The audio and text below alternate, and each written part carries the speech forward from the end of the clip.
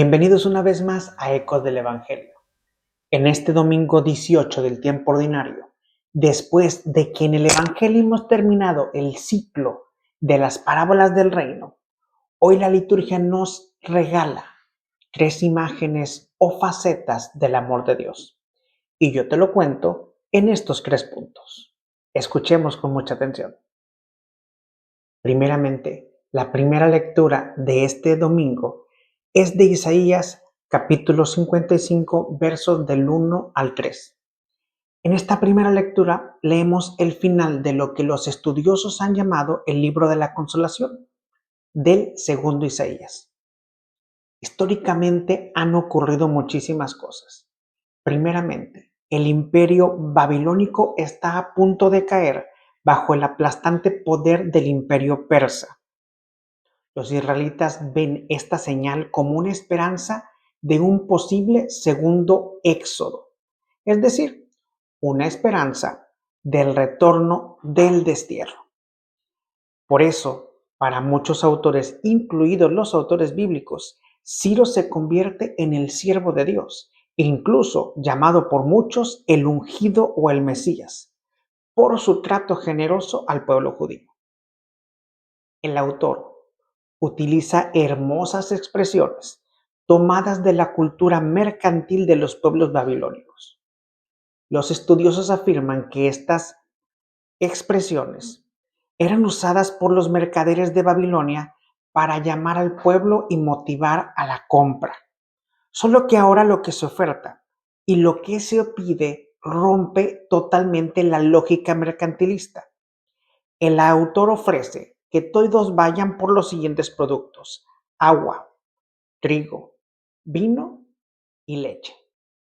En estos productos, los eruditos bíblicos han leído una clara referencia a los sacramentos del bautismo y de la Eucaristía.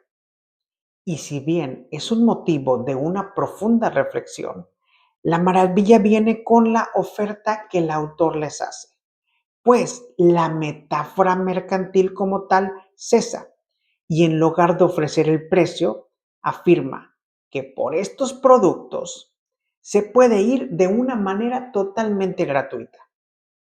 Ante estos productos, los sedientos y los que no tienen dinero pueden acercarse sin pagar un solo centavo. El autor, que está presenciando una de las etapas más difíciles de la vida del pueblo de Israel, y ante la esperanza de una posible liberación, sabe que el pueblo no se merece ser liberado, ni tampoco se merece el indulto de Ciro por parte de Dios.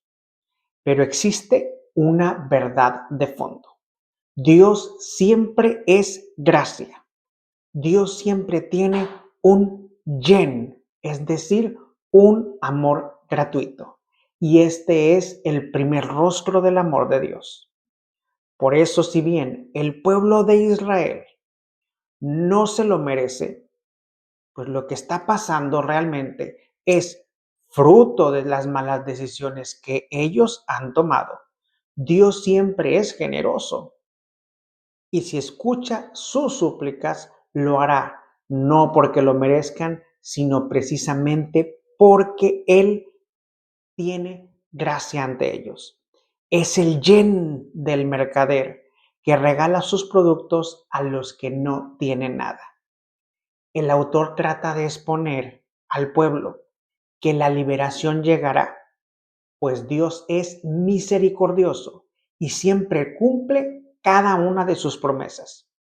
Ellos obviamente no se lo merecen, pero Dios, que es juez justo, pero sobre todo Él es misericordioso ante el pueblo. Por eso, ante esta muestra de misericordia, el autor corona el relato con 2 detalles muy importantes. Primeramente, les pide que vuelvan a escuchar atentamente a Dios. Sabe que el pueblo se extravió precisamente por no escucharlo y por consiguiente por no cumplir su voluntad. Por eso les insiste: escuchadme y viviréis. Segundo, les vuelve a recordar que no tienen mérito alguno en la liberación. sino que esto solamente es a que Dios es fiel a sus promesas, pues Dios está siendo fiel a la promesa que le hizo a David. La lectura nos recuerda a nosotros que la gracia de Dios es inmerecida. Por más que busquemos pagarle o por más que busquemos nosotros como personas juntar méritos, nunca alcanzaremos una verdadera transacción por todo lo que Él nos da.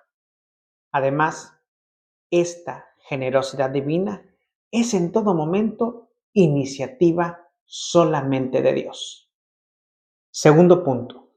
San Pablo en esta ocasión, en la carta a los Romanos, capítulo 8, versos 35, 37 al 39, después de su excelente cátedra de las semanas pasadas sobre el pecado y la justificación, expone ahora el tema del amor de Dios y con esto nos muestra esa segunda faceta del amor de Dios. Si bien San Pablo es bastante directo y a veces duro en sus cartas, también podemos encontrar un San Pablo que nos muestra un lado mucho más noble y cercano. De hecho, él es el autor del himno a la caridad de los Corintios, el capítulo 13, considerado como uno de los versos más hermosos de toda la literatura occidental. Los versos que leemos el día de hoy son también una de las cumbres más altas de la literatura occidental. Para muchos, la llamada cumbre de la esperanza. Después de aquella historia dramática del pecado y la explicación de la predestinación, San Pablo expone una serie de preguntas retóricas, pero totalmente aterrizadas a la vida cotidiana. Ya no son conceptos teológicos, sino ahora le pregunta al lector y al oyente, ¿qué nos separará del amor de Dios? Pablo les habla ahora como un gran sabio, pero su sabiduría no es cualquiera, sino la de aquel que conoce lo más grande que existe, el amor y la gracia de Dios. Y aquí es donde la maravilla y donde lo fascinante de la manera de escribir de Pablo surge. Pablo es demasiado simbólico y presenta un septenario de tragedias, siendo 7 el número de la plenitud para los hebreos y las tragedias muy bien conocidas en el mundo griego. Las presenta como la cima de la catástrofe humana, las cuales para muchos son realmente un callejón sin salida, pero ante todas ellas tiene un solo objetivo. Todas ellas buscan separarnos del amor de Dios. Pero San Pablo está consciente y tiene una completa certeza que nada, ni siquiera las más grandes tragedias, nos pueden separar del amor de Dios. El apóstol le asegura a sus oyentes y lectores que nada puede con la manifestación del amor de Dios en Jesús. Para San Pablo, la más grande esperanza para el hombre es que no hay ninguna fuerza humana que pueda más que el mismo Dios, que nos ha manifestado su amor en su Hijo Jesucristo, Señor nuestro. Este es el amor que habla San Pablo. Es el amor de la plenitud que ya estaba escrito en el Antiguo Testamento y que el Antiguo Testamento lo llamó Gesed. Ese amor inquebrantable y misericordioso de Dios que nunca se separará de su pueblo y que ahora se nos entrega como fruto de la nueva alianza en la pasión salvadora de Jesús. San Pablo nos recuerda que las tragedias son situaciones presentes y reales, incluso son necesarias. Como decía semanas pasadas, existe el mal en el mundo, que hasta la propia creación ha sido dañada por el mal. Pero en virtud del amor de Dios que se nos ha manifestado por medio de su Hijo Jesucristo, todas estas tragedias, absolutamente todas, son vencibles. Él garantiza que nada realmente puede separarnos del amor de Dios. Mientras tú decidas vivir en el amor de Dios. Te pregunto hoy, ¿tú quieres vivir en su amor? Tercer punto. Escuchamos este domingo el capítulo 14 de San Mateo. La lectura de esta semana nos pone inmediatamente después de un acontecimiento muy impactante para Jesús, la muerte de su primo Juan el Bautista. Ante esta desgracia, Jesús toma una decisión realmente muy lógica. Decide retirarse a orar.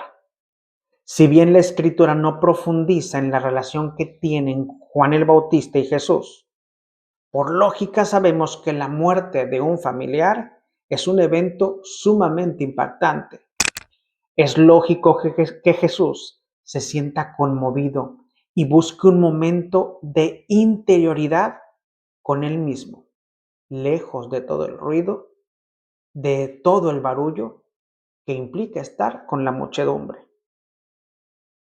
De hecho, Jesús buscaba estar solo precisamente en los acontecimientos más importantes de su vida.